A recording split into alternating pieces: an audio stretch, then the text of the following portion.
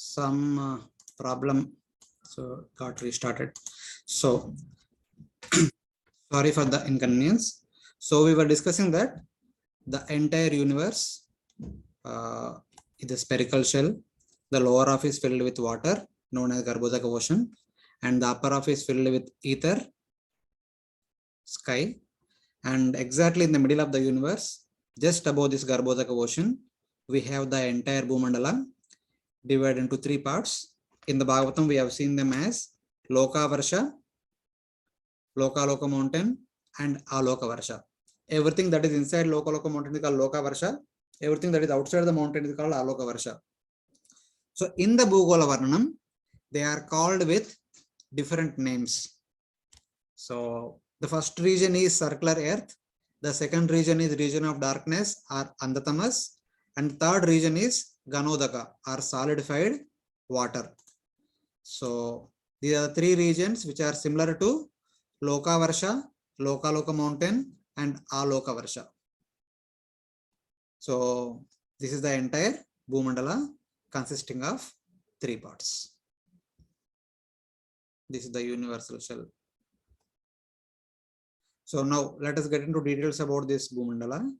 The circular earth is surrounded by the region of darkness or Andatamas, which is surrounded by Ghanodaka, solidified water. So this entire thing is Bhumandala.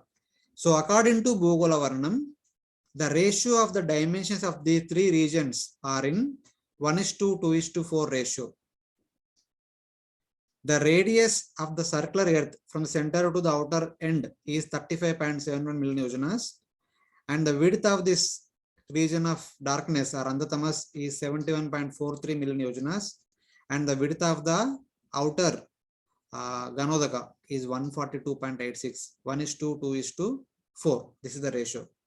Unlikely, in the Bhagavatam, we had the ratios of Loka Varsha, Loka Loka mountain, and Aloka Varsha in 1:2, 2:3 ratio. 41.1, 82.2, 123.3. So there is slight differences in dimensions, but in any way, within the circular earth, the places where the 7 islands and 7 oceans were there, they are all same. Only the dimensions of the Swarna Bhumi, golden land, varies little bit here and there. Anyway, that is not inhabited land. So if it is extending a little bit more or less, it does not make much difference. Otherwise, the place which is of more interest is same. Other details are a little bit varying here and there. So this is what we have seen within the circular earth, the 7 islands separated by 7 circular oceans. This is the 7th ocean, 7th island, 6th ocean, 6th island, like that. And in the Bhagavatam, we have seen that surrounding the 7th ocean is the golden land. So the same golden land is also mentioned in our Bhugola Varnanam. And they say that surrounding this golden land, there is another tract of land known as Vajralepa. Basically, they are going into more details, finer and finer details. Bhagavatam does not get into all the details. It talks about the important aspects of the universe, but here we get into little more finer details. So the Swarnabhumi is also surrounded by another land known as Diamond Land or Vajralepa. It is a land made up of all the diamonds. And this diamond land is again surrounded by a border land known as Brahmabhumi. The white thick line you see outside, that is a small tract of region known as Brahmabhumi. And surrounding this Brahmabhumi comes the Loka Loka mountain. The entire Loka Loka mountain follows after Brahmabhumi. So in the Bhagavatam, there is only one golden land.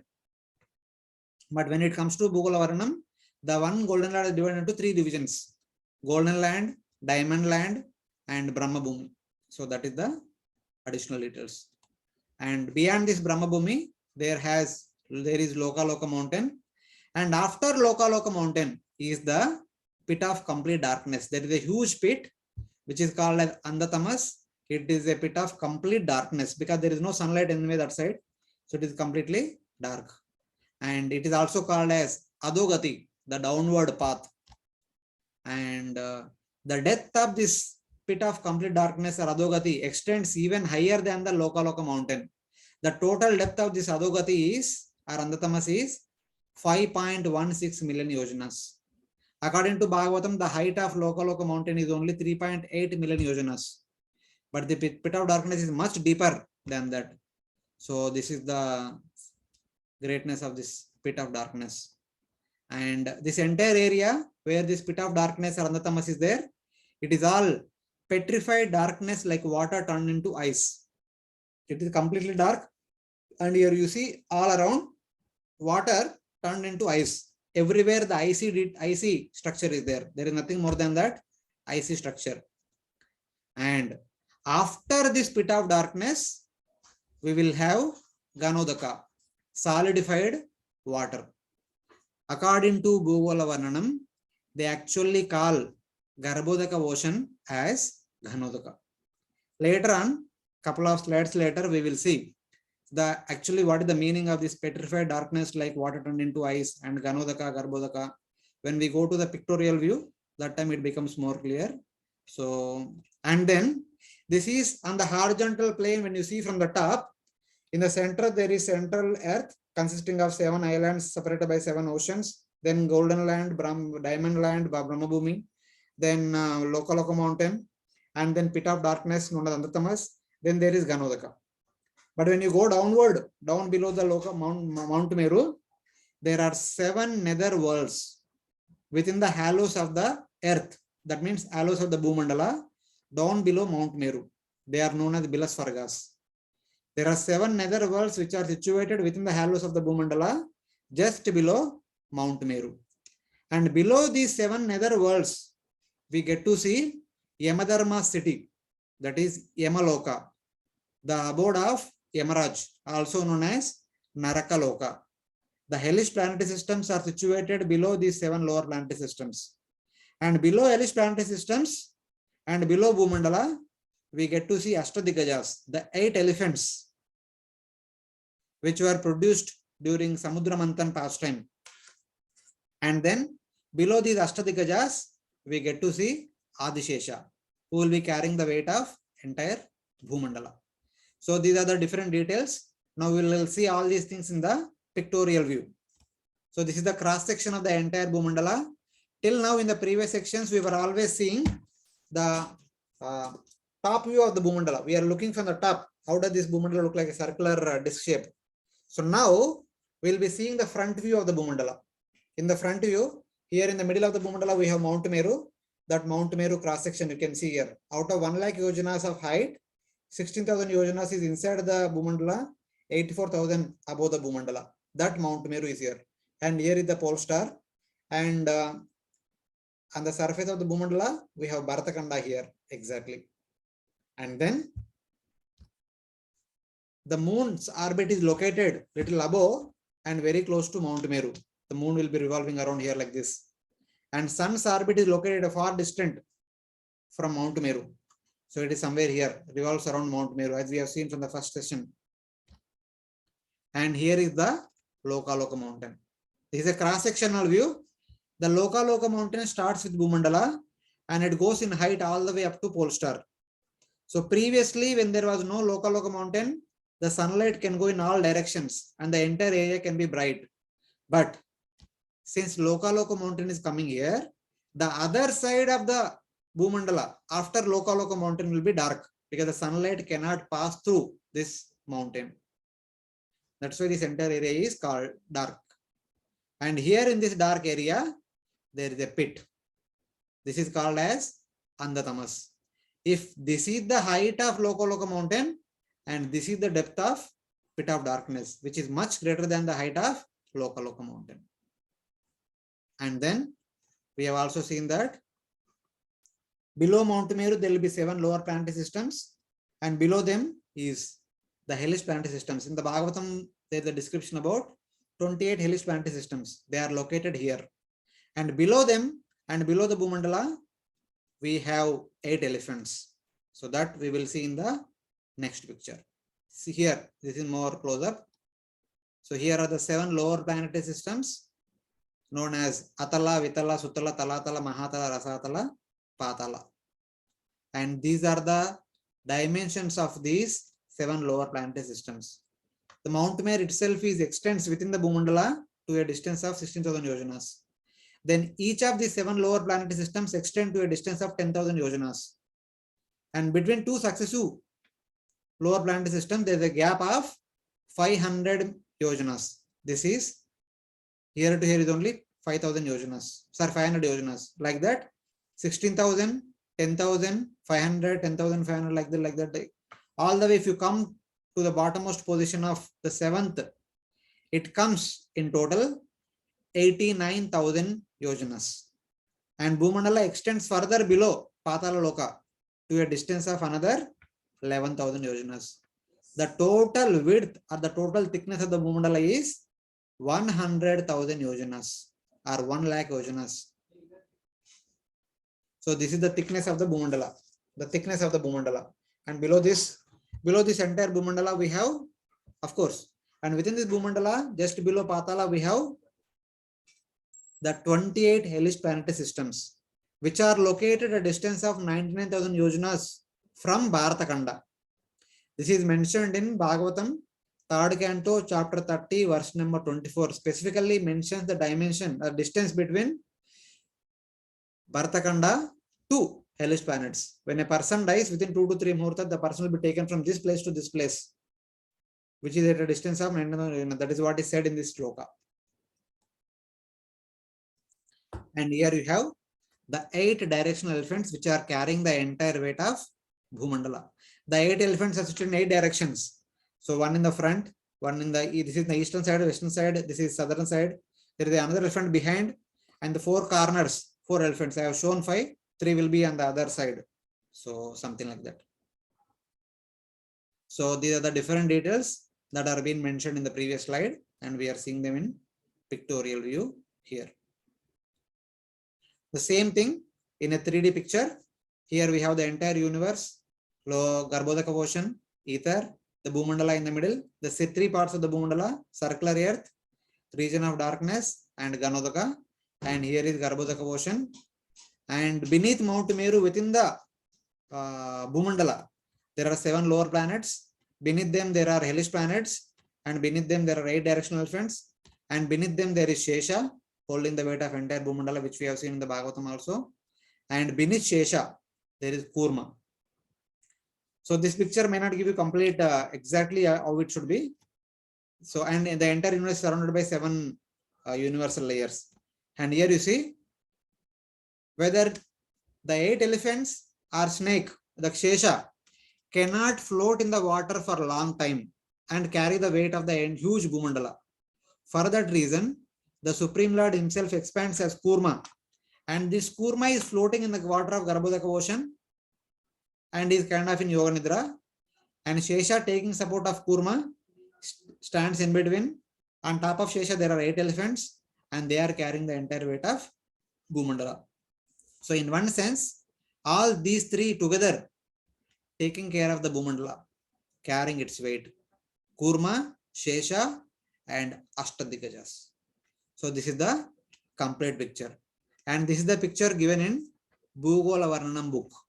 So here you can see this is the 3 parts of the Bhumandala: first, second, third, circular earth, Ganodaka, Andhatamas, Ganodaka, and these are the 7 lower planetary systems. This is hellish planetary systems. There are 8 elephants, Shesha, and Kurma, and this is Sushumara planetary systems. And here we have Dhruvaloka, Maharloka, Janaloka, Tapaloka, Satyaloka. It's like that.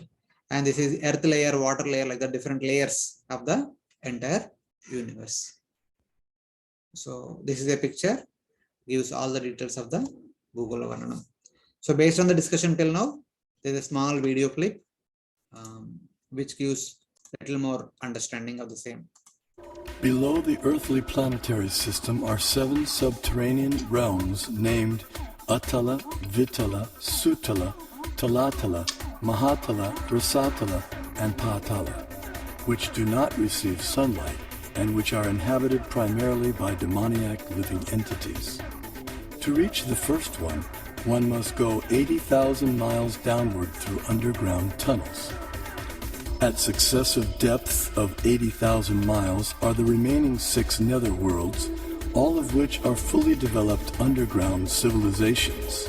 In the fourth level downward, Talatala Loka, lives the magical architect Maya Danava, who has designed many brilliantly decorated cities where proud materialists reside. Below the nether worlds are the 28 hellish planetary systems. The demigod of justice, Yamaraj, judges the unrighteous human beings after their deaths and sends them to one of these planets. There, errant souls are administered appropriate punitive measures corresponding to their misdeeds.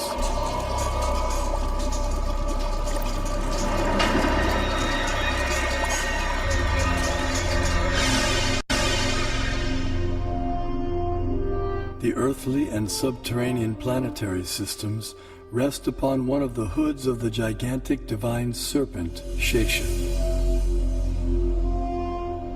Shesha in turn is held up by the colossal transcendental tortoise, Kurma.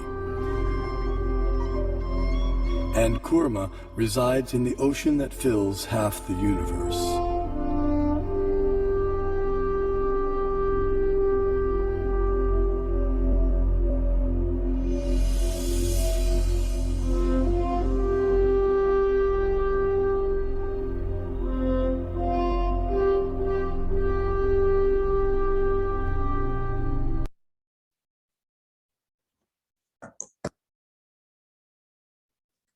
So these are all the details about all that we have discussed. So taking a clue from all these details, the translators of this Bhugala Varnam, they make some notes and then they move on with the actual shape of the Bhumandala. As per Srimad Bhagavatam, the hellish planetary systems are located beneath the circular earth. That means beneath the Mount Meru and beneath 7 lower planetary systems, but above Ganodaka or above Garbhodaka ocean. Since the hard earth extends downward up to where it finds support on Adishesha's head. So if you go to the previous picture, the hellish planets are here and Garbhodaka ocean is here. The hellish planets are located below the Bhumandala and below 7 lower planetary systems and above Garbhodaka ocean. And they say that Garbhodaka as Ganodaka. They don't see Ganodaka and Garbhodaka as different. They see both of them together as one.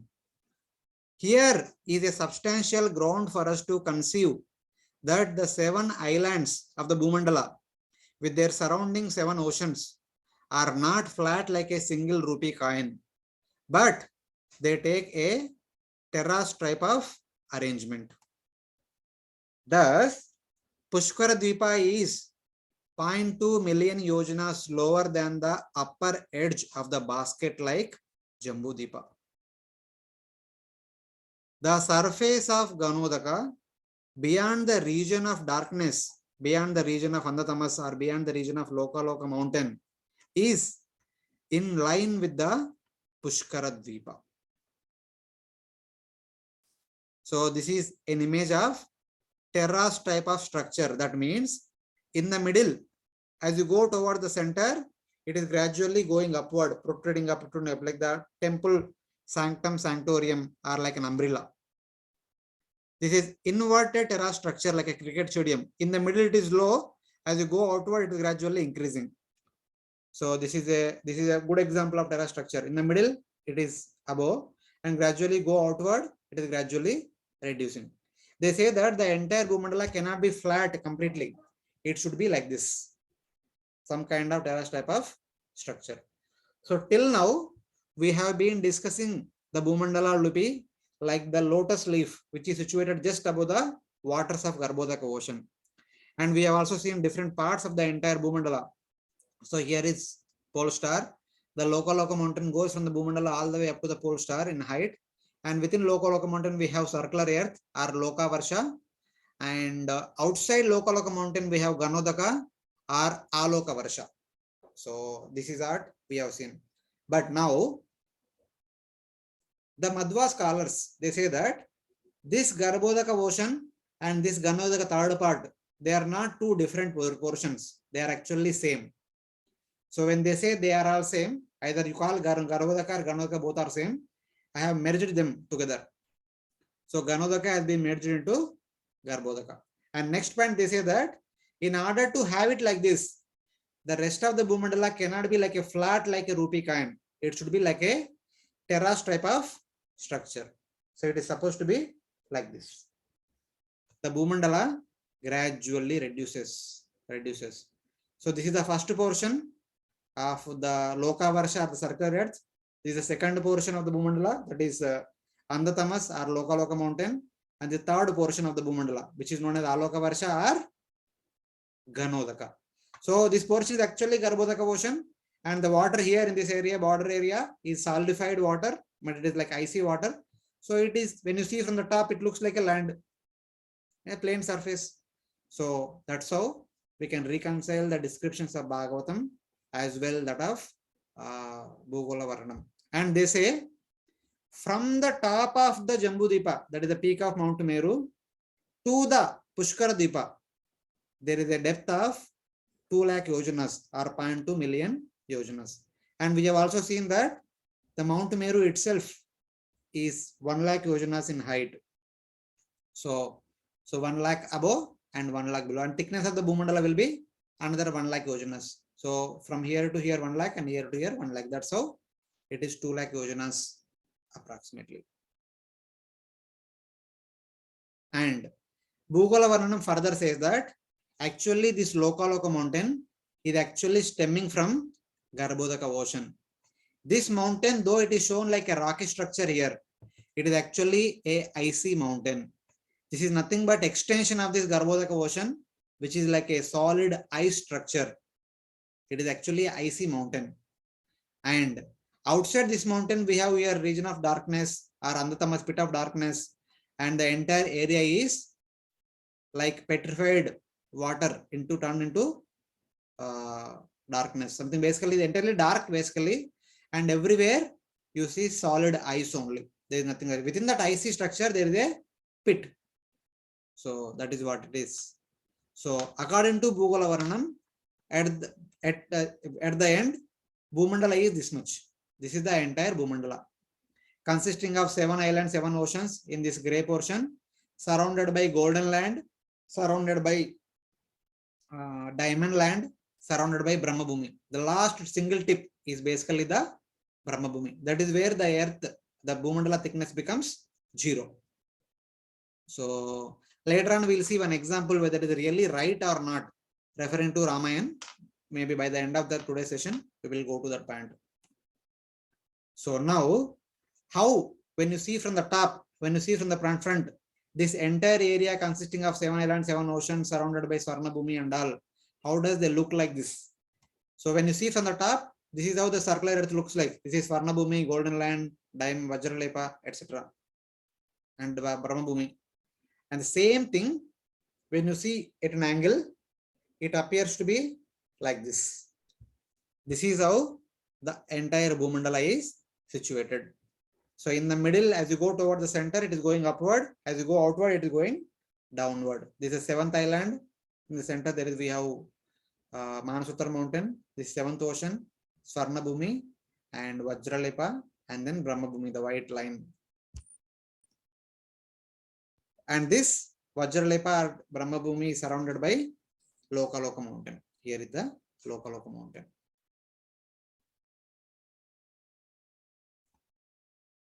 So this is our entire universe. In the middle, we have the Bhumandala. And that Bhumandala is not flat like rupee coin, but it is like this, gradually coming downward.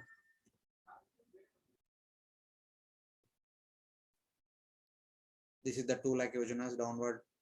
And here you can see, this is how the Loka mountain is situated. So within Loka mountain, the sun, moon, and all the stars and nakshatras give their light, because of which the inside portion is bright and the outside portion is always dark. That's why it is called Andhatamas, the region of complete darkness.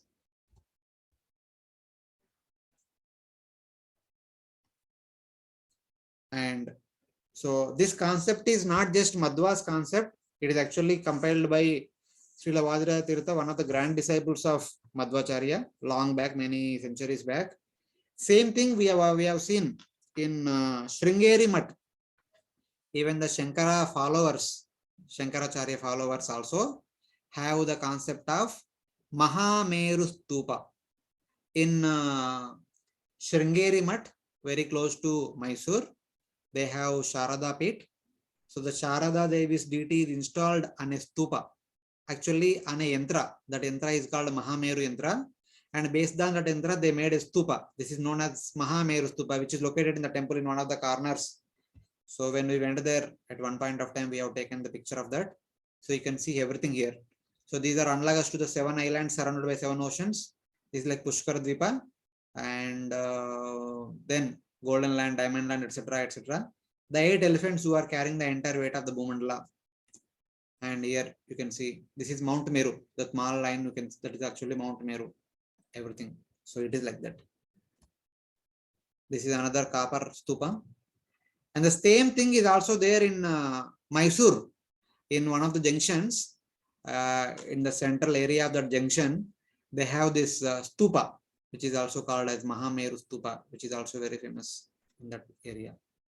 So the concepts that are discussed in the books are not just information here and there, but they are seen outside also. So this is about the description and the shape of the entire Bhumandala with its 3 different divisions: circular earth, Andhatamas, and Dhanodaka. And then coming closely, then there comes Jambudvipa. And in the Bhagavatam, we have seen the picture of Jambudvipa, kindly remember. But in Bhugola Varnanam, they have a little different way of showing the picture of the entire Jambudvipa. These are the mountains and the Varshas, Kuru Varsha, Hiranmaya Varsha, Ramyaka Varsha, and other Varshas, and the mountain, the white one are the mountains, etc. So now, within Bhadrashva Varsha and Ketumala Varsha, there are two more mountains. Here 2 more mountains, here 2 more mountains. In the Bhagavatam, the picture was like this, straight lines, all are straight lines. So it was symmetric in 2 directions only. So this was the picture of Bhagavatam, which is symmetric in 2 directions. Top to bottom or right to left is symmetric. But the Madhva scholars say that the actual image of the entire Jambudvipa is symmetric in all 4 directions. So this is symmetric to this, this is symmetric to this, this is symmetric to this, like that. So this shows the beauty of Lord's creation. It is so wonderful to look at. And they also take on one point that in the Bhagavatam it is mentioned that all the Varshas of Jambudvipa are separated by so many boundary mountains, and the width of each and every Varsha is 9,000 yojanas. And we have seen 9,000 yojanas is coming correct in relation to Kuru Varsha, Hiranmaya Varsha, Ramyaka Varsha, Hari Varsha, Kimpurusha Varsha, Bharata Varsha. Even for Ilavrta Varsha also, the distance between Mount Meru to Nila or in other 4 direction mountains is 9,000 yojanas from here to here. But in the case of Bhadrashva and Ketumala, it is 31 by 34,000 yojanas. The 9,000 is not fitting in that. For which the Madhva scholars taking references from Vayupurana. Vayupurana actually mentions that within Bhadrashva Varsha there are 2 more mountains known as Jatra and Devakuta. Within Malevan mountain there are 2 more mountains known as Pavana, Pariyartha. These 2 names are also the names of these 2 mountains. Here also 2 mountains are there whose names are Jatra, Devakuta. With the same name there are 2 more mountains here. With these 2 more mountains, the distance between 2 subsequent mountains is 9,000 yojanas. Thus, the one statement of the Bhagavatam fits in perfectly. That is understanding. And similarly, there are 2 more mountains on the southern and northern direction. Here 2 more mountains were there. They were known as Trishinga and Makara. With the same names, there are 2 mountain ranges within the Shrungavan mountain. And this corner of the Shrungavan mountain is known as Trishinga, and this corner of the Shrungavan mountain known as Makara. Similarly, this corner of Himalaya mountain is known as Karavira. This corner of Himalaya mountain is known as Kailasha. If you remember, while discussing Ilavrta Varsha, we have discussed that these 2 mountains, in these 2 mountains, there is only one male resides, that is Lord Shiva, or of course, Lord Shiva, surrounded by Uma and many of the ladies. If any male person enters into this area unknowingly, they immediately transform into female. That is also mentioned in that section. So here one of the 11 Rudras are residing. Another of the 11 Rudras is residing in this Kailash. So this Kailash actually, Lord Shiva resides along with Parvati and along with their children, that is Ganesh, Kartikeya, and along with their entire entourage and their vehicles, Lord Shiva's vehicle, Nandi, Mother Parvati's vehicle, Tiger, Ganeshji vehicle, Rat, and Kartikeya's vehicle, Peacock, and like that. All their family members, associates, servants, everyone resides in Kailash. So that Kailash is here. So this is the Kailash which is being talked about in all our Ramayana, Mahabharata, all the Puranas, about the residence of Lord Shiva, about which we will also discuss in one of the future slides. So kindly remember that there are 11 Rudras within our universe, and the 11 Rudras are residing at 11 different places in our universe. So one of the 11 is residing in Lavata other one is residing in Kailash. The Kailash one is more famous, that is Lord Shiva, about which we discuss always. And another place also Lord Shiva is residing, about which we will discuss in the future presentation, the upcoming sessions. So the Kailash which is being talked about always in the Puranas, it is here on this Himalaya mountain, in the eastern side of the Himalaya mountain. So this is the picture of Jambudipa as per Bhugola Varnanam, which looks very beautiful with the complete symmetry in all 4 directions. And some details about this Jambudipa. Jambudipa looks like a basket and it is circular. Basket means it looks like the inverted basket. So it is gradually decreasing because the entire Bhumandala also decreasing like this, and Jambudipa in the middle also gradually going downward. It has an altitude of 1 lakh yojanas. The height of Mount Meru is about 1 lakh yojanas. So that from that sense. And they say that the sun's orbit is located at a distance of 93 million miles away from our Earth globe or Bharatkhanda. From Bharatkhanda, the sun's orbit is located at a distance of 93 million miles. Similarly, the orbit of the moon is located from our Bharatkhanda is at a distance of 0.25 million miles. This is 0.25 million miles. And the orbit of sun and that of the moon are almost in line with the equator of the Earth globe. The orbit of the sun, orbit of the moon are almost in line with the equator of the Earth globe. That we'll see in the next picture.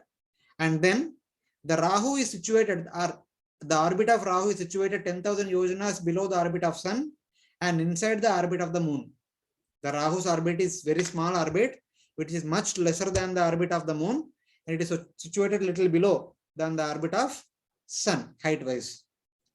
So the orbits are supposed to be like this. The orbit of sun, moon, and that of Rahu is supposed to be like this. And the Bhumandala is supposed to be like this, terra structure instead of flat. In order to explain the concepts of Udagayana, Dakshinayana, and Vishodayana. That means Uttarayana, the concepts of Uttarayana, Dakshinayana, and Vishodayana. These 3 concepts can only be explained if the entire Bhumandala is like this. If the Bhumandala is plain, we can never explain the understanding of Uttarayana, Dakshinayana. So that is the reference they are giving to support that Bhumandala is supposed to be like this. So here on we see so many supporting evidences that why Bhumandala should be like this only. So this is one of the supporting references. Thus, the 50 million yojanas wide central earth cannot be a flat earth. Instead, it is supposed to be an uneven earth in the terrace type of structure. So it is like this. So here we have Bharatkhanda. Here is the line of equator. At the line of equator only, we have the orbit of the moon. We have the orbit of sun. When the orbit of sun, when the sun goes toward the true north, that is called Uttarayana. When sun starts coming toward the true south, that is called Dakshinayana. Starting from Makara Sankranti all the way up to Karka Sankranti, that means January 15th to July 16th, the sun gradually goes upward. And from July 7th all the way up July 17th, from July 17th all the way up to January 14th, the sun gradually comes downward. That is called Dakshinayana. We have 6 months of Uttarayana, 6 months of Dakshinayana. When sun is exactly in the middle, that is known as Vishuvadayana. So in order to explain Dakshinayana, Uttarayana, basically, sun will be in the northern course when sun is above the line of equator, and sun will be in the southern course when sun is below the line of equator. So for that, Bhumandala is supposed to be like this. If the Bhumandala is a plane and the earth globe is here and sun is here, sun can never go below the line of equator. So how can we explain the Dakshinayana? We can never explain. So for the Dakshinayana to be explained, the Bhumandala is supposed to be like this, and earth globe is here and sun can go up and below. So that is how the translators of this Bhugala Varanam kind of give evidences to support the shape of the Bhumandala should be like this. Here another reference. If the Bhumandala is entirely flat like this, as it is shown in this picture, and if sun is here, this sun can very easily give light to the entire Bhumandala. Sun is not an ordinary person, ordinary thing that he cannot give light to far distant, not like that. Sun can give the light to very far distant. If the Bhumandala is entirely flat, then everywhere they should be experiencing brightness. But we started our discussion saying that half of the Bhumandala is bright and other half of the Bhumandala is dark. So in order to explain the concept of half bright and half dark of the Bhumandala properly, Bhumandala cannot be flat like this. Bhumandala is supposed to be like this. So here we can see, when the sun is here, this part of the Bhumandala will be bright, obviously, and this part of the Bhumandala will be dark, because sunlight cannot go this side.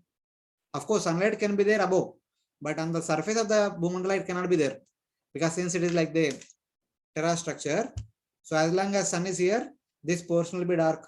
When the same sun, as it is revolving continuously every day, when sun comes this side, this portion of the Bhumandala will be bright, and the behind portion of the Bhumandala will be dark. When the same sun goes here, this side portion of the Bhumandala will be bright and this side will be dark. When the sun goes behind the Mount Meru, and this front side, everything will be dark. On the back side, everything will be bright. So the day and night concepts of the Bhumandala can be very easily explained and understood only if the Bhumandala is like this. If the Bhumandala is like a flat object, every time, everywhere, it should be brightness. There will be no concept of night throughout the Bhumandala. So these are the various references that have been given in order to support the Bhumandala is like a terrace type of structure. It is not like a flat rupee coin. And of course, this triangle also not so huge triangle. The width, the thickness of the Bhumandala here is 1 lakh yojanas. But from here to here, it is 41.1 million yojanas. From here to here, that last point is 41.1 million yojanas. And here to here, it is only 0.1 million yojanas. This triangle is actually very small in that sense. So that is about few details about Jambudipa and in relation to the orbits of sun and moon, in relation to the day-night concepts on the Bhumandala.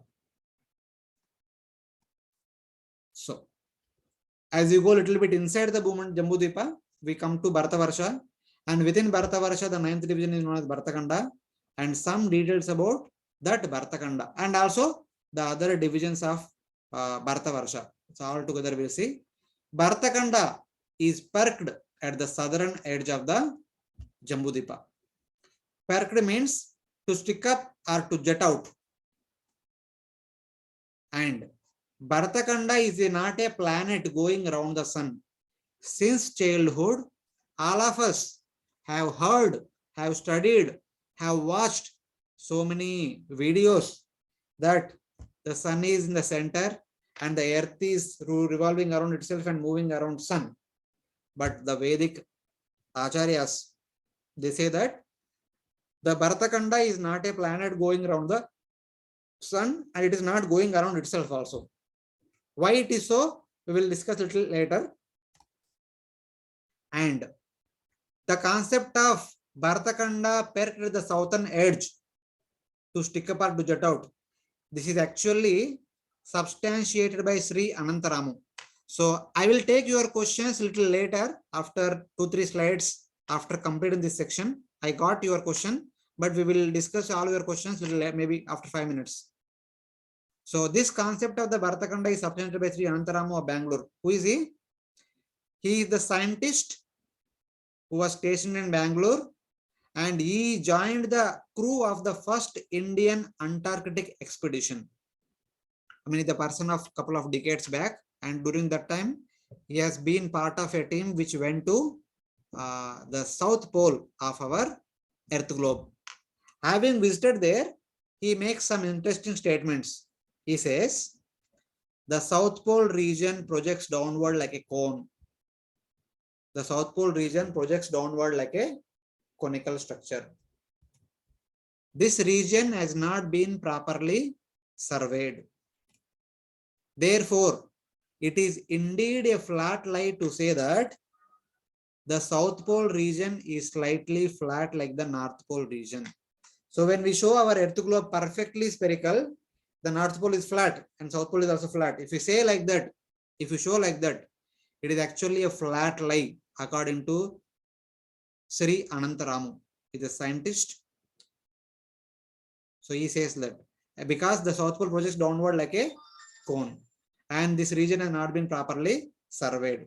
So now let us see little more details about this concept as well as the entire structure of the Bharatavarsha. So this is our entire Jambudvipa. Here we have Bharatavarsha, and within Bharatavarsha we have 9 divisions. The 9th division is Bharatkhanda, and these 9 divisions, how does they look like? So we might have a doubt, how does they look like? In Bhugala Varnam, they have given a picture of these 9 varshas, these 9 islands of Bharatavarsha. The picture is like this. So here we have Himalayas, Himalaya mountain, whose height is around 10,000 yojanas.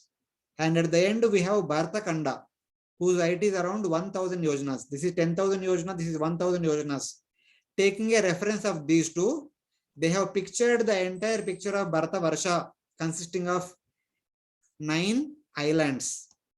So it is like this. These are the 9 islands of Bharatavarsha.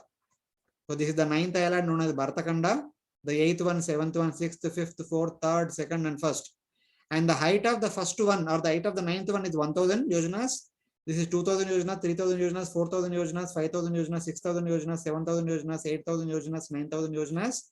And then comes the greater Himalayas, whose height is 10,000 yojanas. So if you see from the side, it gradually coming down. The mountain is 10,000 yojanas, then the next to island is 9,000, 8,000, 7,000, 6,000, 4,000, 5,000, 4,000, 3,000, 2,000, 1,000. 1,000 is the 9th one, that is Bharatkhanda.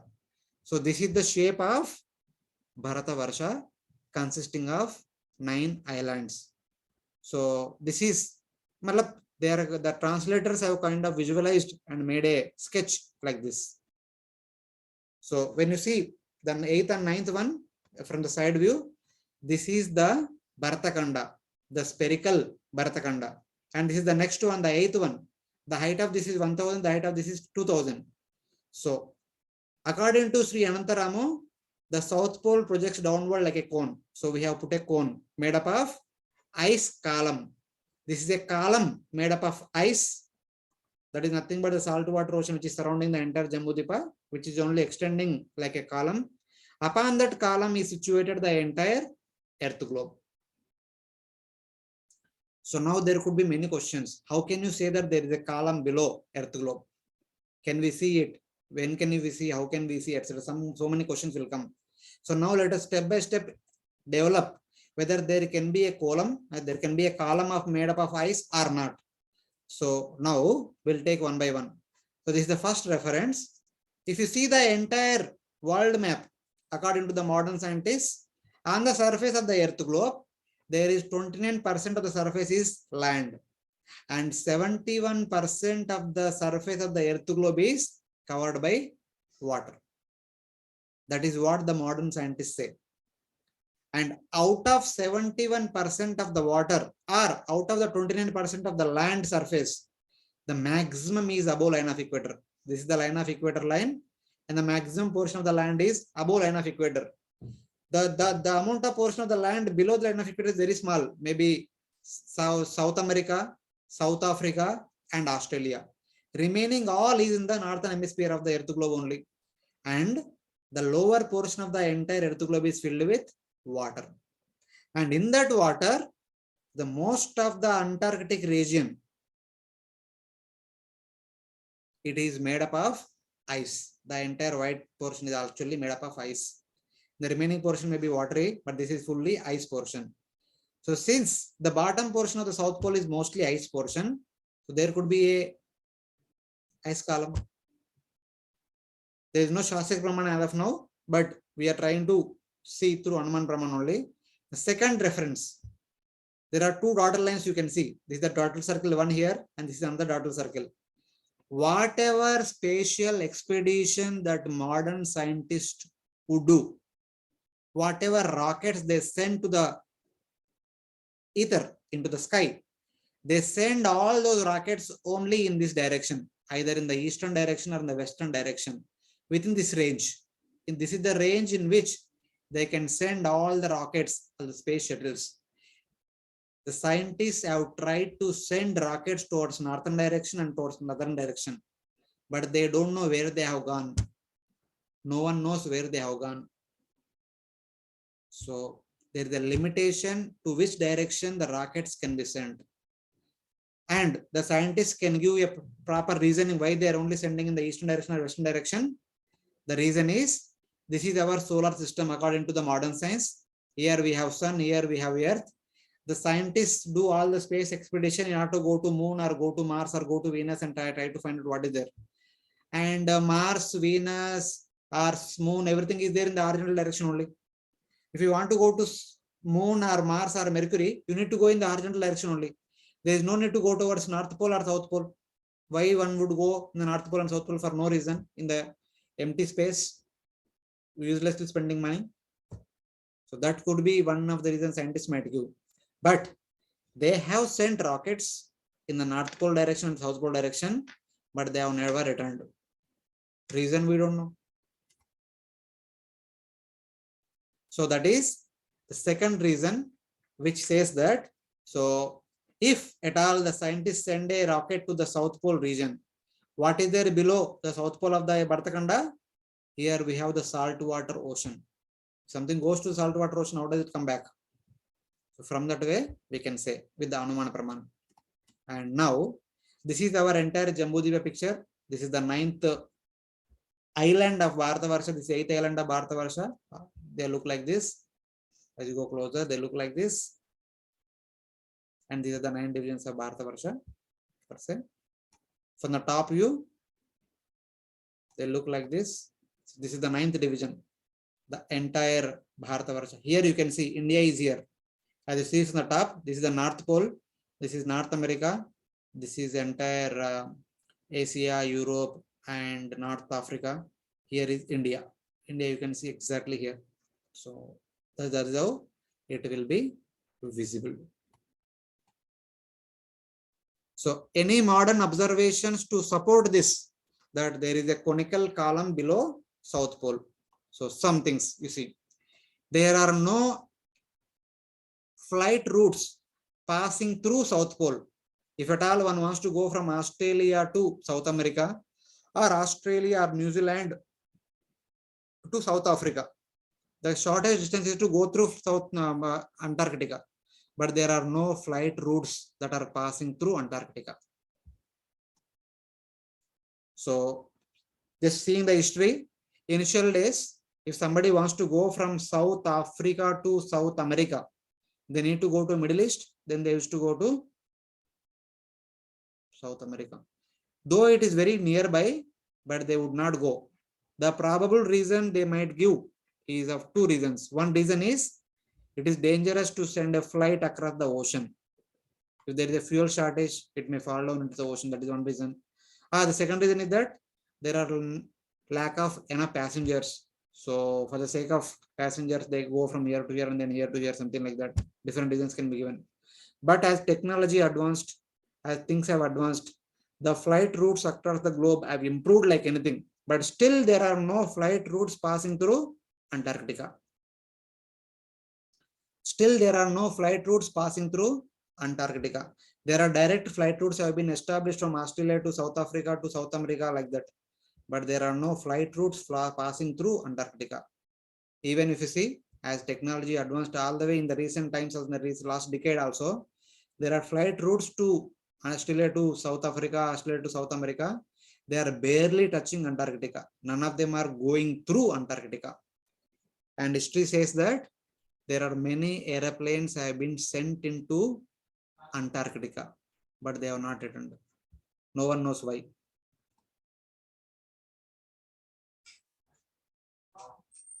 Even some people want to go on excursion to see Antarctica. They start from Australia. They barely touch on the borders of Antarctica and they see so many ice things and all. They come back. They don't go inside. Even NASA has got so many laboratories in Antarctica, but only on the borders of Antarctica. Even NASA had conducted a balloon experiment in 2011. It started on January 9th here, and the balloon went on different directions after 5 days, 10 days, 15 days, 30 days. After 32 days, something like that, the balloon terminated. And February 1st, it closed. January 9th to February 1st or something like that. It went on for quite a little more than 20 days. But that balloon also did not go inside the Antarctica area. No, we don't know why it is so. But there are many people taking it as a challenge, have traveled to Antarctica, passing through boats, etc., etc. The first person, at least in the recorded history, was known as the one who has gone to Antarctica is Admiral Byrd. So when he went there, whatever he observed, he made note in his diary. He written about so many ice columns, huge ice columns he observed in the Antarctica area. So later on, reading that diary, people went to that area, they kind of captured the images, they kind of made CUGs, etc., etc. But whatever it is, they say that such kind of ice columns are seen in the Antarctica region. So if Antarctic region is possessing such kind of ice columns, one of such ice column can be the supporting ice column of Bharatkhanda. Why not? So these are few supporting evidences that we can take the help of in order to give the benefit of doubt to what the translators of this Bhugala Varnanam, the Madhva scholars, are saying. So these are my few points about the different structure of the different parts of the entire Bhumandala. First, we have seen the Bhumandala like the terra structure, and according to Madhva scholars, the Lokaloka mountain is actually stemming from the Garbhodaka ocean to the icy mountain, and the outside region Alokavarsa is actually Garbhodaka ocean, and inside the Lokaloka mountain Bhumandala is like this. And then Jambudipa picture also we have seen symmetric in 4 directions. Then we have seen the picture of the 9 islands of the Bharatavarsha, and Bharatkhanda has a ice column below, and we have seen some of the references for to establish that there could be ice column below Bharatkhanda. So with these details, so let us take some questions based on the discussion till now, then we will move on in our presentation. Yes. Yeah. Yes, Mataji, please go ahead. Prabhuji, I didn't attend last class, so I had a question. Can you come close to your microphone and speak loudly? Yes, Prabhuji. Please. Prabhuji, I had 2 questions. One was related from last class since I didn't attend it, and one from today's class. So can you repeat the question? It is not clear. Prabhuji, I didn't attend last class, so my question from last class is, Prabhuji, where are the other planets like Mercury, Venus? Okay. Other planets, the planets and all will be discussing on Monday session. The coming Monday, we'll be talking about the location of all the other planets, etc. At least we have seen in today's discussion the moon and sun. Their orbits are situated around Mount Meru. Similarly, the other planets are also located as you go a little bit outward. So all the details we will discuss in the Monday session. Okay, Prabhuji. And Prabhuji, I had another doubt. Yeah, please. Prabhuji, like one person went to Antarctica to see so many huge ice cubes.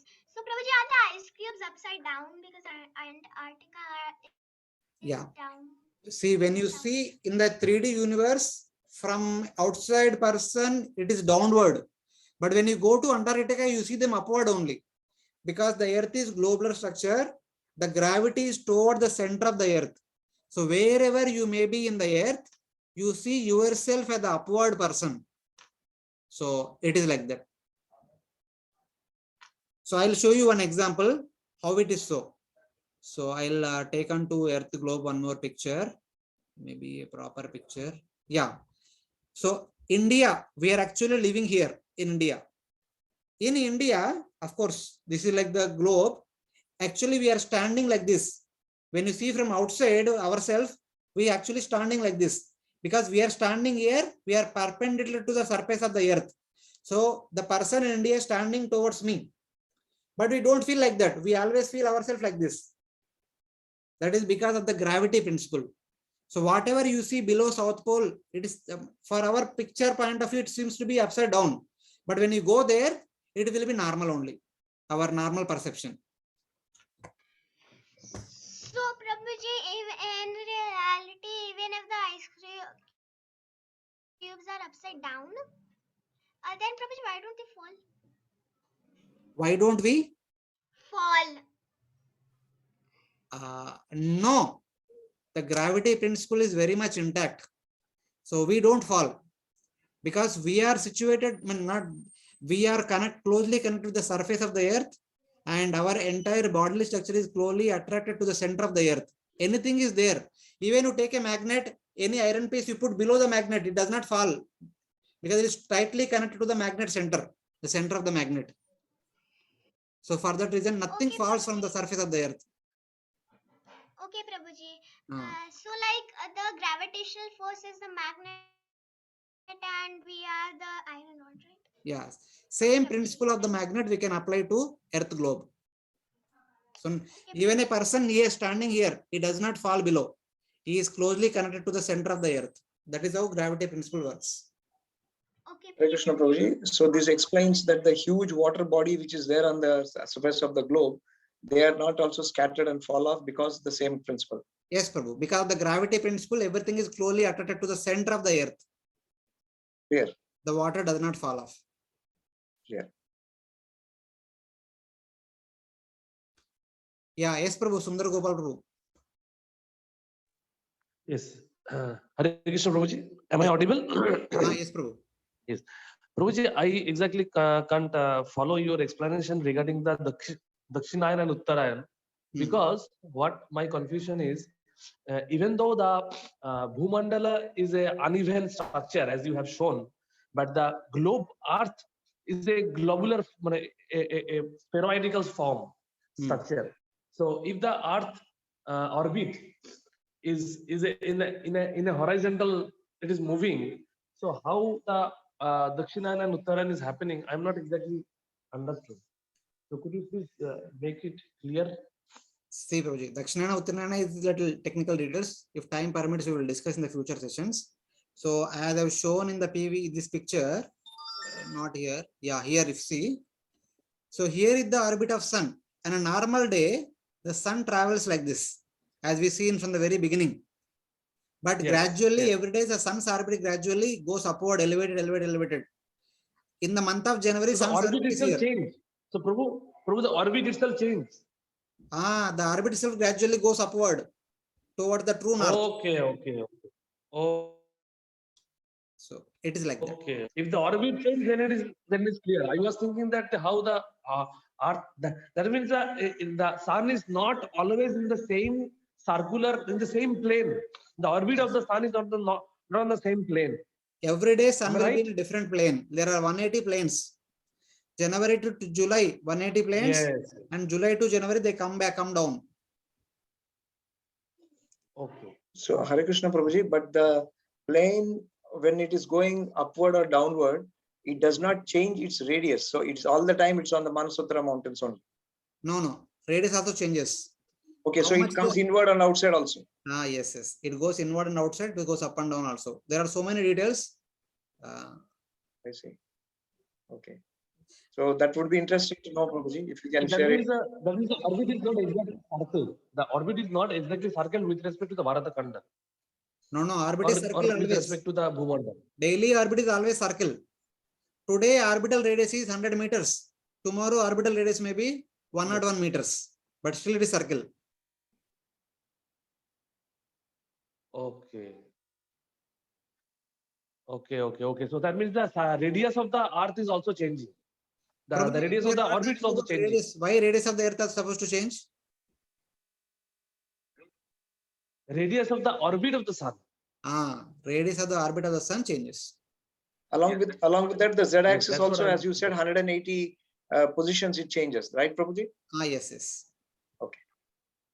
So that means when we are saying that it is on the top of the Manasutara mountain, that means there is a region through which it goes farthest and come to the closest, and also there is a true north and true southwise there is a planetary movement of the sun like Yes, that. Prabhu. Yes.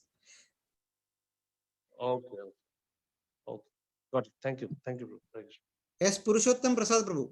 Prabhu, sorry for disturbing. The same question, but for making my understanding clear, when the Uttarayana happens, so that orbit is subject to tilting upwards as well as during Dakshina, it's tilted towards downwards, correct?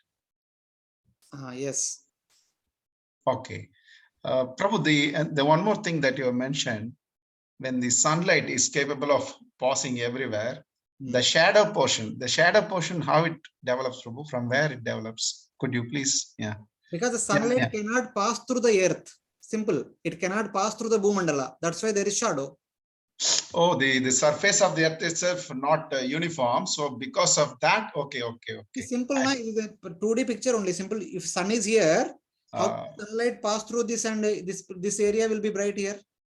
I misunderstood. It's a shadow of Mount Meru. Sorry. Shadow is not Meru. Shadow is caused by the Bhumandala itself. Bhumandala itself. Okay. Clear. Thank you, bro. Hare Krishna. Nothing because of Meru. It is Bhumandala itself is causing shadow. Beautiful. Hare Krishna. Just like for Earth globe, if sun is on the one side, the other side of the Earth globe is dark. Yeah. Similarly, for the entire Bhumandala, if sun is on the one side, other side of the Bhumandala is dark. Whereas during Premavrata Maharaj, that entire dark portion also he was having his own sun. He himself became second sun here. So this part of the Bhumandala is bright. Yeah. Clear, bro. Clear. Something. Hare Krishna Prabhuji, Yes, the 8 other islands that was described of the Bharatavarsha, now they, as what we understand from the previous sessions, only the Bharata Khanda is actually the globular structure. The rest of them are not appear to be as globular. But you showed some other picture in which there was some kind of a terrace structure. So here in this picture, the 9th one, what you are referring to, it is actually a globular structure. But whereas the 8, 7, 6 and all is not globular, or is it still globular? Actually, we don't have any idea how they are. This is only their, what you can say, okay, they are suggesting they could be like this. Okay. This picture is not directly there in the Google or Numbuk, but the translators have given this according to their understanding. Okay. So, but yet the islands from 1 to 8, we do not know the full actual structure. They could be like this. They say that heights 2000, 3000 like that, gradually increasing order so that it looks beautiful. Okay. So, but yet they are all like a flat surface with a terrace arrangement, other than the 9th one, which is globular.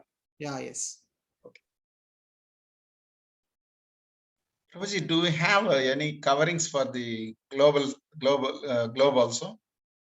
Why we need coverings for the globe? Because which has the a power of attraction. That means the gravitational pull Okay. it has. So there may be a chance of different coverings, isn't it? No, I don't think so. Mhm. The attraction is all Mhm. same. The within Earth globe, the attraction is toward the Earth globe. But for the Earth globe, the attraction is toward the saltwater ocean. Okay. column. Okay. Okay. Okay. And everything that is there on the surface of the Bhumandala is attracted to the center of the Bhumandala. And in the center of the Bhumandala, beneath, we have Shesha, that is called Lord Sankarshana.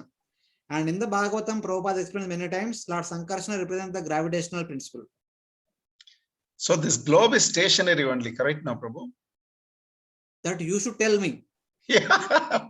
For my understanding, it is constantly standing at the nice globe. By hearing last 2 weeks, by seeing all these images, Yes. I mean, you should be in a position to tell. Yes, Prabhu. Yes. For is me, very- it's in my understanding, the If you globe can't is. get it, then my efforts are all wasted. No, No, the it is- globe it is is very standard, clear. but only It is- moon and sun are revolving. Yeah, it is pretty clear that the Earth globe is stationary, fixed very nicely in its position. In the southern side of the Jambudvipa, it doesn't move, it doesn't rotate. Both are very clear on this point. And so there is no doubt on that. Thank you, Prabhuji. There is one point I wanted to show you and a little bit additional.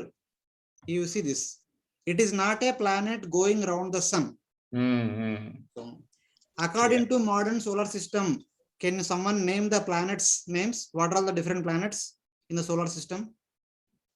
Mercury, Jupiter, Venus, Saturn, Neptune, Pluto, Uranus, etc. Okay. Yeah. So now, if anyone, all of us, most of us are born in India and brought up in India, have been to any Lord Shiva's traditional temple? Yeah, Navagraha planet are there. Yes, the deities. In one corner, there are Navagrahas. So Yeah. what are their names? Yeah, Surya, Chandra, Angaraka, Buddha, Brahaspati, Shukra, Saturn, Rahu, Ketu. 7 grahas corresponding to 7 days of the week, Correct. plus Rahu and Ketu. Yes. If there Earth among the Navagrahas, No. if the Earth is not among the Navagrahas, how can we say Earth as a planet? This is the long time my childhood question, Prabhu. Nobody answered. What kind of educated people are we to call Earth as a planet? Fantastic question, Prabhu. Very Earth is appreciated. not one among the Navagrahas. How can we call as Earth planet? Very nice. Calling Earth as a planet is the biggest offense against our birth in India. But the astrologers, some of them, they interpreted, because we are living on Earth, so rest of the planets are rotatory. So that's why we don't worship Earth in the Navagraha. Only we worship Navagraha, What is the meaning of Graha?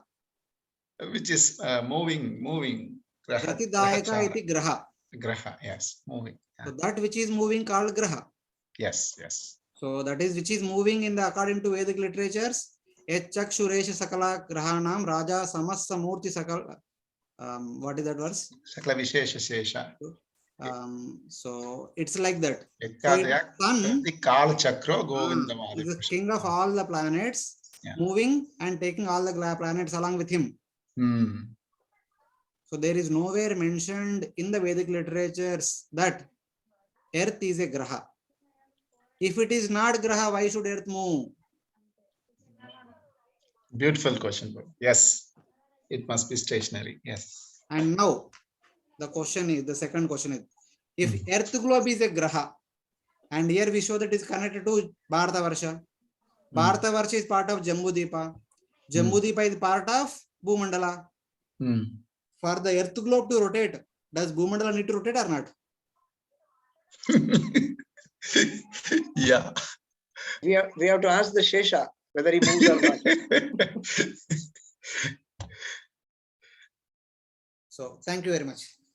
Thank you. Anyone else has queries in relation to what we discussed? Probably just silly questions. This Astadhiggajas, how they eat, how they sleep, long time they're doing service. Unbelievable. Prabhuji, eating, sleeping is our job, not theirs. They are in yoga. They are performing Ashtanga yoga. Ashtadhikajas are performing Ashtanga yoga. They don't need any food. Jai, Jai. But the yogis in Himalayas, they can survive without eating any food for years and years.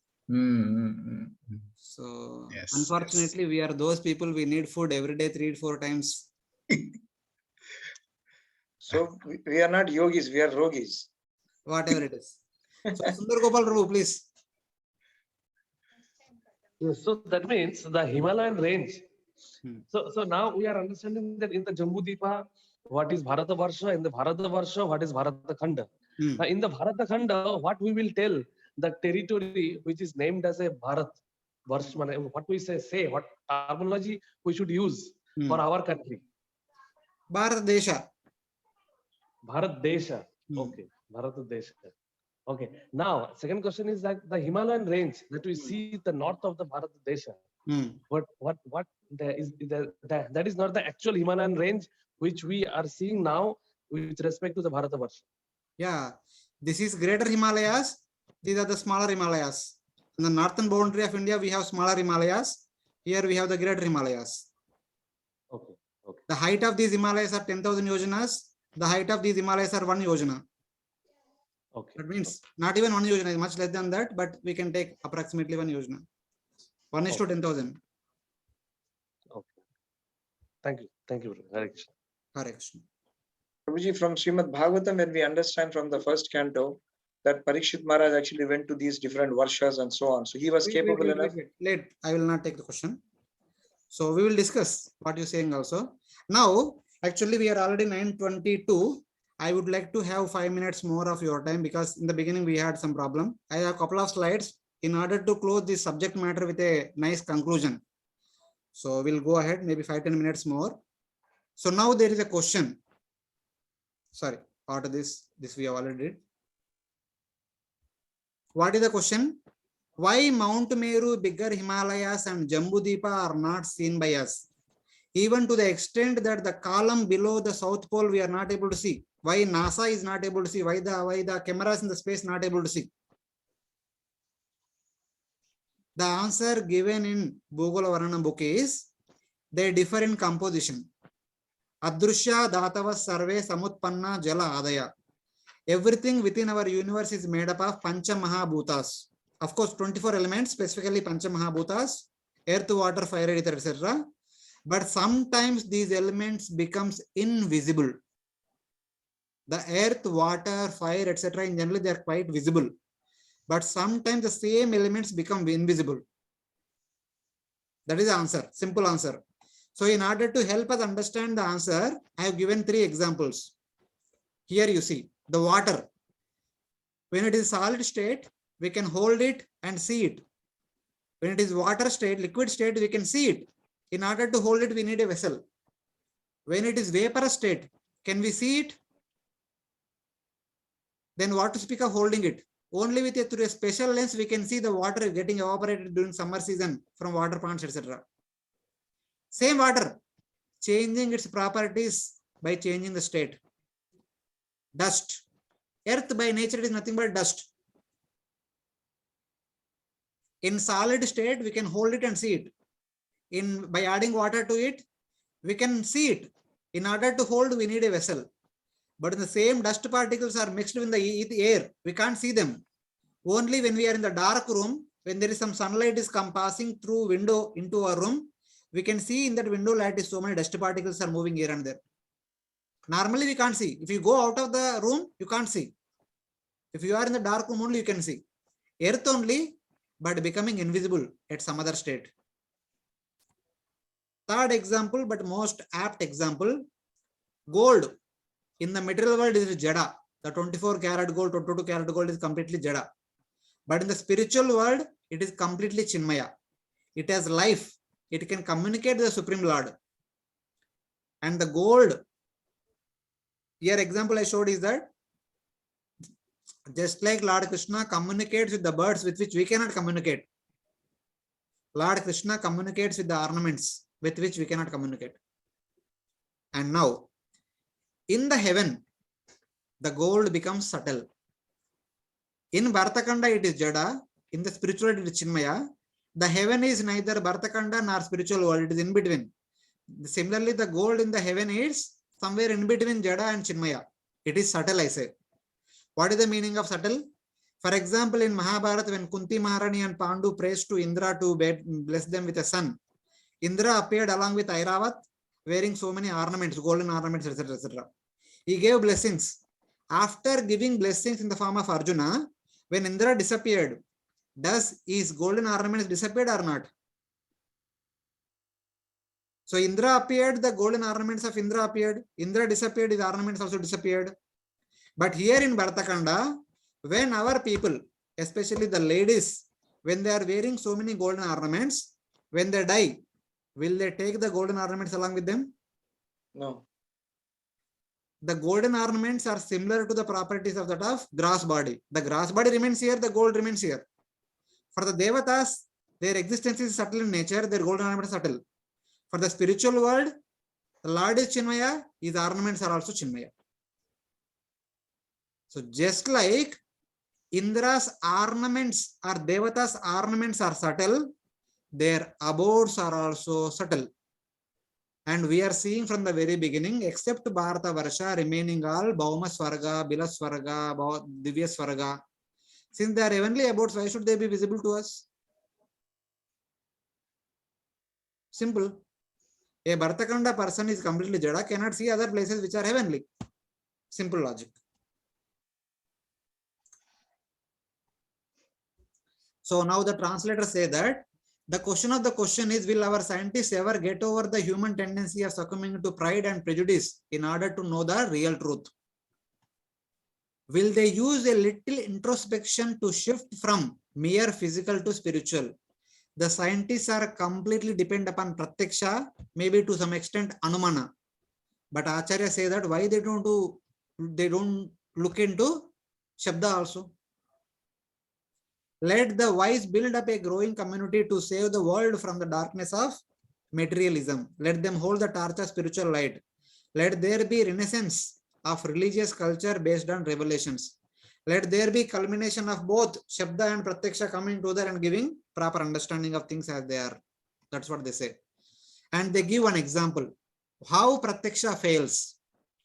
We speak of suns and solar systems within the millions of galaxies. The scientists talk about so many solar systems, so many galaxies, so many Milky Ways, etc., etc. So many they speak. Now the question is, have the scientists found at least one more solar system within our own galaxy? They speak about there can be many more solar systems, but did they really found another solar system? We also speak of galaxies of different types. They give different names of different galaxies. Are there any galaxies seen in the southern side, southern celestial hemisphere, except the two Magellanic clouds? According to the scientists, the space is unlimited in all directions. But did they find any galaxies in the southern side? What they found in the southern side, they say call it as the Magellanic clouds. There are two cloud-like structures, they called with this name. If not, what is beyond there to the south? Why there are no galaxies are seen in the south? What is the reason? The simple reason according to our understanding is south side we have Garbhodaka ocean. How can galaxies will be there? For the information of the scientists, it may be said that the galaxy, what the scientists are calling, it is nothing but cluster of millions of divine vehicles that we call them as stars. Whatever stars we see in the night during summer, at least especially, are nothing but the vehicles are the abodes of the residents of Bhuvarloka and Swargaloka. Any person, whoever goes to or whoever is residing in Bhuvarloka or Swargaloka, their home is nothing but the star which we see from the earth. One star is one person's bungalow, basically. When millions of stars are together, they appear to be like a galaxy for the scientists. The star-like planets or star-like abodes, which are belonging to the Yakshas, Guhyakas and others, are seen by us like different stars.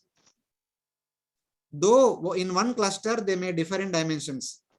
So, but the scientists, when they see a group of stars, out of which some of them are very bright and big, some of them are very medium, some of them are very small, then they say that The brightest one and the big one is very closest star.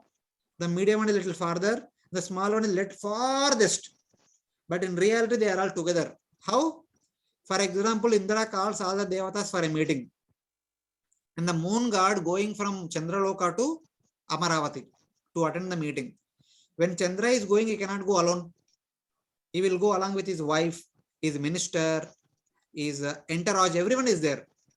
The Indra's chariot will be obviously bigger and more brighter in comparison to the chariots of his ministers and other people.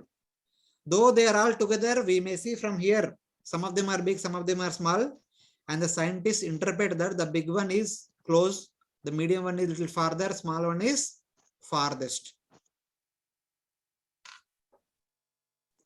Hare And Krishna, Prabhuji. scientists, one second, scientists have said that all the stars are different suns. But according to our Vedic literature, within our universe, there is only one sun. There are not many suns. So now, taking the understanding of the stars, the scientists say that the closest star to our sun planet is Alpha star. So what is the distance of this Alpha star? It is located at a distance of 4.22 light years. Light year is the time required for the sun light, if it is allowed to go on for one complete year, whatever distance it covers, that is called 1 light year. For the sun to take, for the sunlight to take from the sun to earth, it takes 80 minutes according to the science. So Alpha star is located at a distance of 4.22 light years. That is equal to 1 light year is equal to 9.5 10 to the power of 12 kilometers. That is 728 billion yojanas. 4.22 light years is equal to 3084 billion yojanas. This is the distance of the closest star to our sun planet within our universe. So now let us see. The inner radius of our universe is 250 million yojanas. The beginning of Loka mountain is 41 million yojanas. The far end of Loka mountain is 123.3 million yojanas. The middle of Loka mountain is 82 million yojanas. And everything that we see is within the Loka mountain. Anything outside Loka mountain cannot be seen by us. So everything should be well within at max 82 or at max round figure 100 million yojanas. How can we see something which is located at a distance of 3084 billion yojanas? And we say that the pole star is at a distance of 433 light years. 4 light years only this much. 433 is 100 times this. So where it is? Here you see.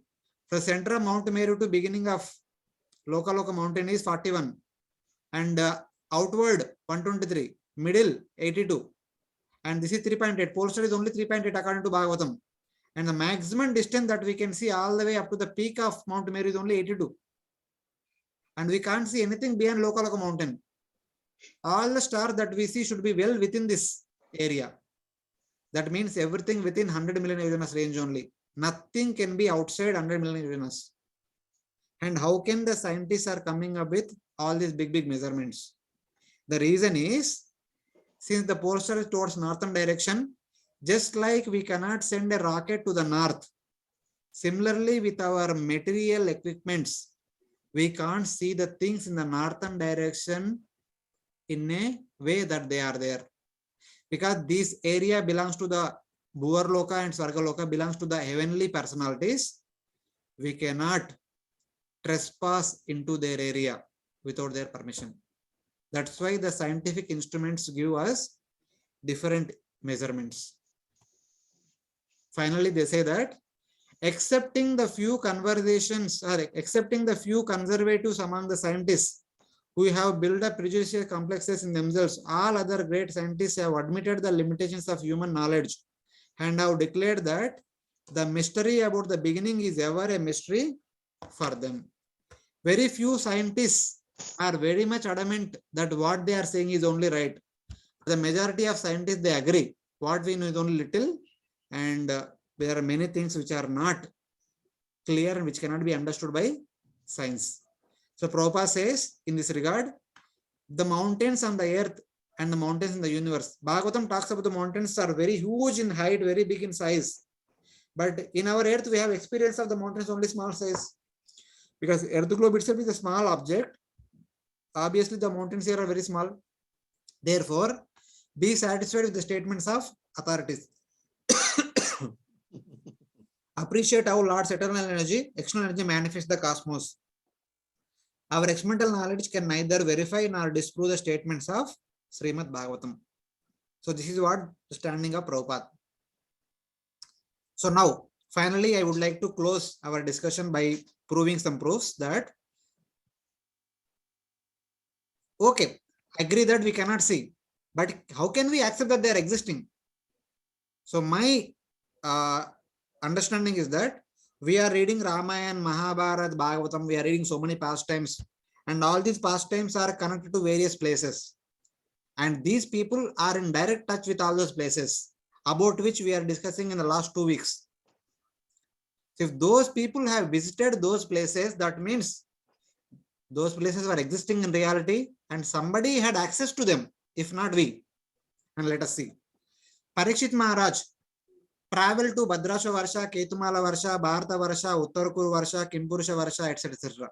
He could travel to all those places. He became victorious in all those places. He is the king of all those places. And Yudhishthira Maharaj is the king of Jambu Deepadipatyam. He is the king of the entire Jambu Deepa. During Rajasuya sacrifice only, they established their sovereignty over entire Jambu Deepa. And from Mahabharata, if you see, the birth of the Pandavas, performance of the Rajasuya sacrifice of the Pandavas, Vanavas of the Pandavas, Swargarohana Parva of the Pandavas, all these things are closely connected with greater Himalayas. All these things are happened in the greater Himalayas. So here we have greater Himalayas, here we have Bharatakanda. So the Pandavas kingdom Hastinapur is here. But the Pandavas were born in the greater Himalayas.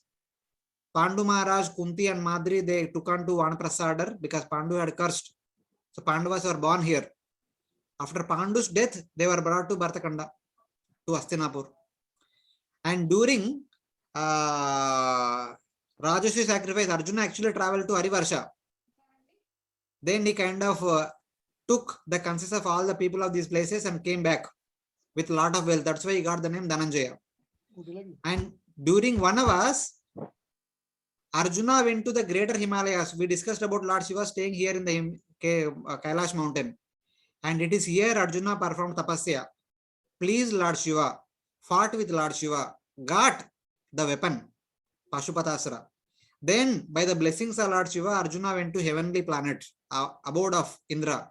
There he learned all the divine weapons in heaven, staying there for 5 full years. In the meantime, Pandavas came to the upper Himalayas waiting for Arjuna. It is in the upper Himalayas Bhima met Hanumanji, exactly in the middle of this Himalaya mountain. That is where Hanuman says that, my dear brother, don't go ahead. That does not belong to humans.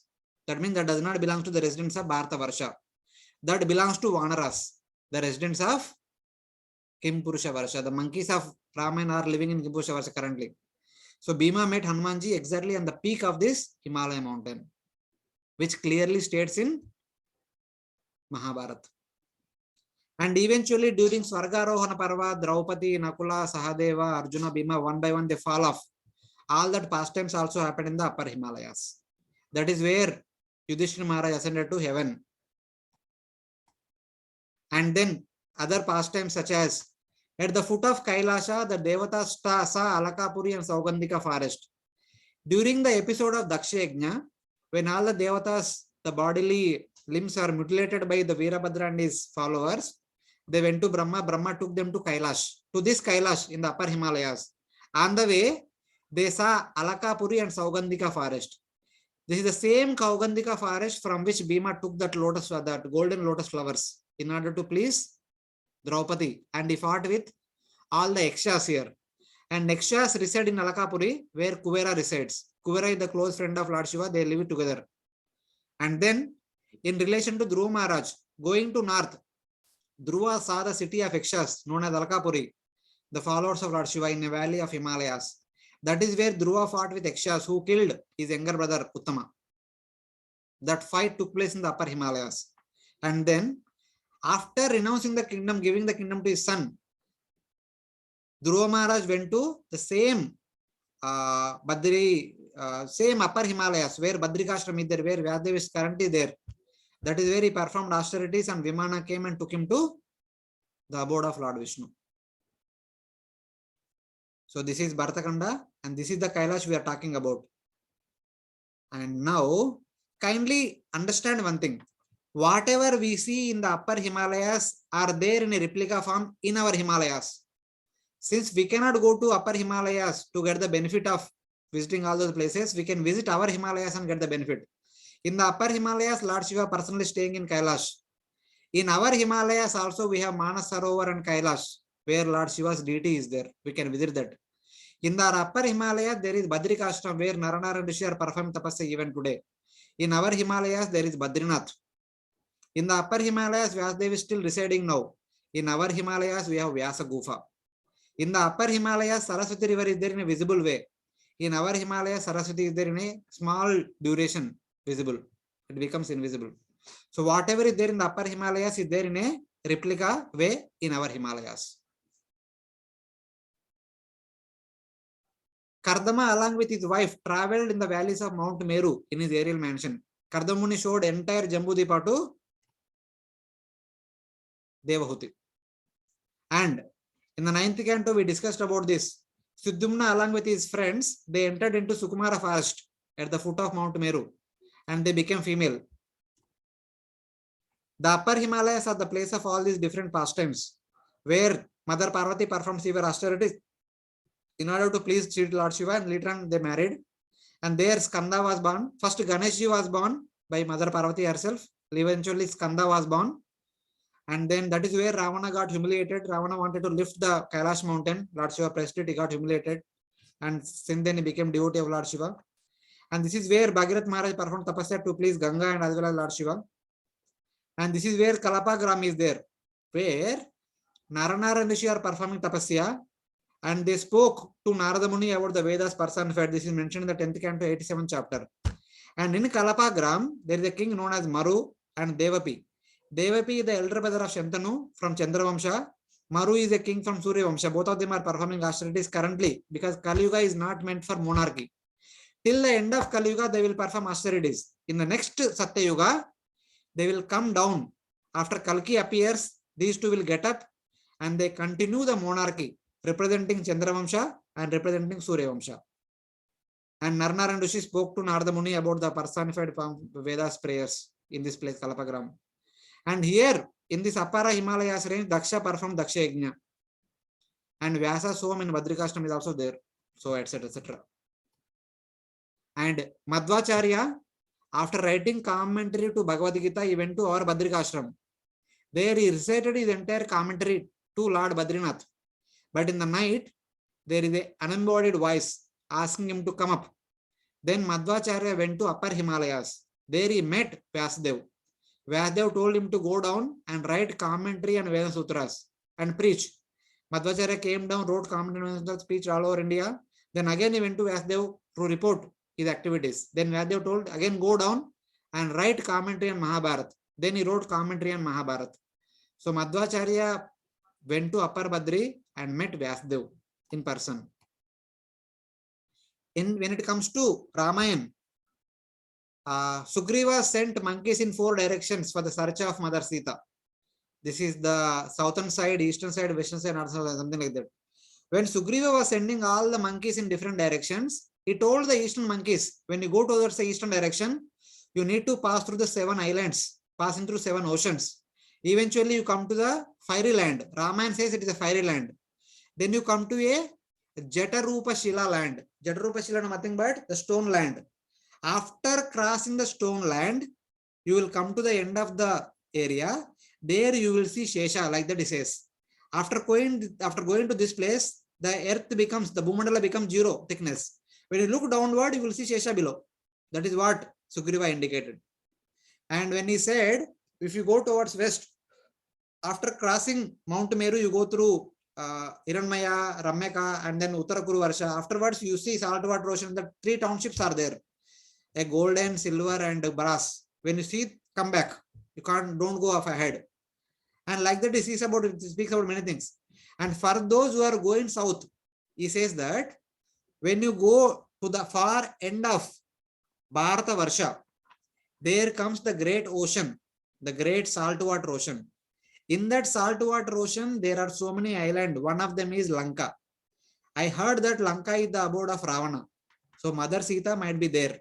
If you can't find Sita there, if you go further towards south, you will get to see Atala, Vitala, Sutala, Talatala, Mahatala, Rathatala, and Patala. You can go all the way up to Patala, but don't go beyond Patala. After Patala, there comes Narakaloka, which is not meant for us. Because Narakaloka is only meant for the residents of Bharatavarsha, and that too for human beings, not even for animals. The Kimpurusha Varsha Vasis are not supposed to go to Narakaloka. That is what Sugriva tells to the monkeys, which are supposed to go towards south. So he is talking about all those things. And then Bhagavatam 90 Canto talks about many kings who are ruling the entire Bhumandala consisting of 7 islands. King Maruta, he was known as Chakravarti. Ambarish Maharaj, Sapta Dipavati Mahim, he was the ruler of the Sapta Dipas. King Mandata, he is the king of the Sapta Dipas. King Sagara, he is also called as Chakravarti. Chakravarti means he is the king of the entire Bhumandala. Lord Ram is also the king of the entire Bhumandala with 7 islands and 7 oceans. King Puru, Bhumandala. Bharata, son of Dushmanta and Shakuntala, he is also Chakravarti. Kartavir Arjuna, he is also king of Sapta Dvipa Ishvara. Matlab, all these kings who are ruling the entire Bhumandala, they could go the length and breadth of the entire Bhumandala. And then, in relation to the 60 sons of Sagara Maharaj, we have already discussed previously. Sagara Maharaj told his sons, dug downward 1 yojana each. They went down 60,000 yojanas. They could not find. They went to father, informed father. Father, we could not find. Father told, go down. Then they dug in different directions. They came to these 8 elephants. They asked, did you see a person going this direction with a white elephant? Then they spoke in a critical way, in an enigmatic way, secretly. And they came back to the same place and they spoke to each other. They understood that they need to go down. When they went to Patala, that is where they found Lord Kapila meditating and the horse bound to a pole. So, and this tunnel was created by sons of Sagara Maharaj. Eventually, Amshuman came in this tunnel and brought Ganga through this tunnel and delivered the sons of Sagara Maharaj. It is through this tunnel, when Arjuna came to Kanyakumari, Ulipi brought him to Patala Loka, married him, begot son, Airavan. Airavan or Iravan, something like that. It is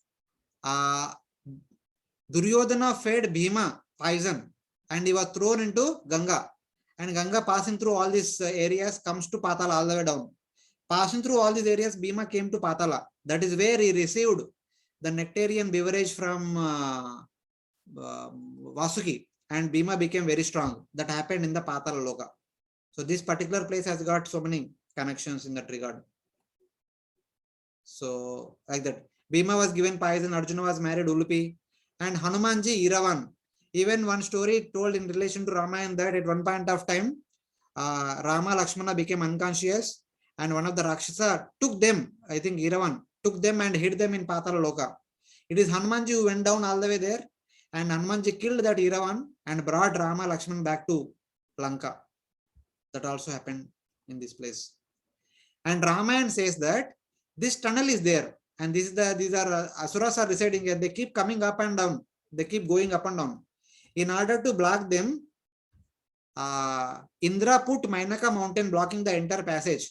So currently the Mainaka mountain is actually blocking this tunnel. That is mentioned in the Ramayana. So when Hanumanji was jumping across the ocean, that time ocean god says, "O Mainaka, best among the mountains, you have been positioned here by Indra as an obstacle to the demons living in Patala. Standing at the entrance of Patala, which is difficult to measure, by covering it completely, you are stopping them from rising up. You are stopping Asuras to go upward." So then he says that, of course, he requests, can you go up and give shelter to Hanumanji and his journey like that? All those details are there in that. So ultimately, the final conclusion is the access is getting limited from Satyayuga to Kali Yuga. In Satyayuga and Treta Yuga, the kings could rule over entire Bhumandala. In Dwapara Yuga, the kings could only rule over Jambu Deepa.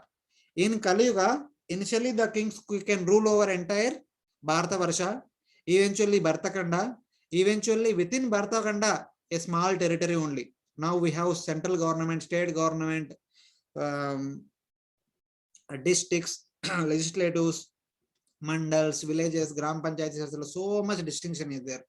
Because now we don't have the capacity to govern huge area. Our capacity is very much limited. That's why we don't have access to see all those things. Though they are all there, in the previous ages, people access them and they would go all these places, but we cannot do. Because Tataschano Dinam Dharma Satyam Saucham Kshama Daya Kalena Balana Rajan Nanchati Ayur Vayam Balam Smriti. Kalyuga is so low that we are good for nothing. So we don't have the capacity to go all these places. So by God's mercy, Lord did not give us the vision of all those places for our goodness. But still, we are able to see the planets and stars which are there at a far distant. That is only to make our Panchanga and predict the necessary events, to guide our life events in a proper manner for purifying our existence. We follow Vaishnava calendar, we follow so many theses, we observe so many fasts, etc. It is all based on the position of the planets and nakshatras in order to purify our existence. Otherwise also we can live. But why are we following all these rules and rituals? That is to purify our existence. For that reason, in order to make calendar, the stars and nakshatras are visible to us so that we can make Panchanga and guide our life events. So this is what, so we can briefly see why some things are visible, some things are not visible, some reasons behind it, according to my limited understanding. Hare Krishna. Sorry, I have taken more time. We'll stop here. Hare Krishna. It is 50. 9:50. Thank you, Prabhuji. Hare Krishna. It was very, very enlivening and very informative. Thank you so much. Hare Krishna. Thank you very much. We'll stop here. If devotees have any questions, kindly note down. We will take on Monday.